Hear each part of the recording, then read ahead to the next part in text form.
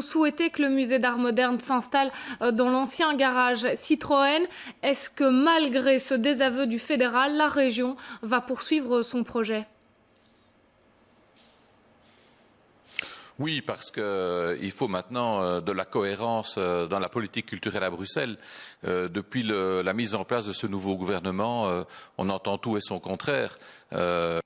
Encore récemment, Didier Reynders dire combien c'était le cinquantenaire qui devait accueillir ce futur musée d'art moderne et contemporain.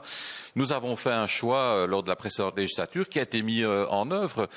Karine Lallieu l'a rappelé, le musée Van der Borch, c'est une décision prise avec le fédéral, une décision temporaire pour accueillir les collections avant qu'elles ne soient accueillies de manière définitive au musée dans le bâtiment Citroën. Et la région bruxelloise a les moyens d'installer ce nouveau musée dans les bâtiments Citroën ?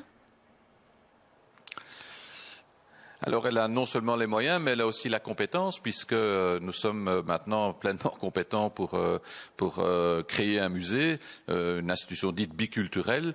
Nous avons les moyens, nous sommes au bout de la négociation avec Citroën, et donc normalement, début de l'année prochaine, les contrats seront signés, et donc les études vont pouvoir démarrer. Je voudrais quand même aussi rappeler à Madame Sleurs, peut-être l'inviter non seulement à découvrir Bruxelles, mais peut-être aussi aller à Paris, puisqu'il y a aussi une fondation Citroën, un musée d'art moderne et contemporain, qui a été, je dirais, créé à l'initiative de Citroën, dans un bâtiment du même type d'ailleurs.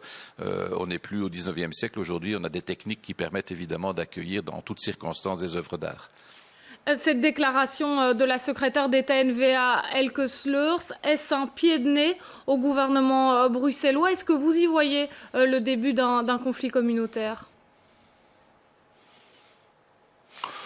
Oh, écoutez, je pense que le problème, il est avant tout au niveau du gouvernement fédéral, parce que manifestement, on ne parvient pas à accorder les violons.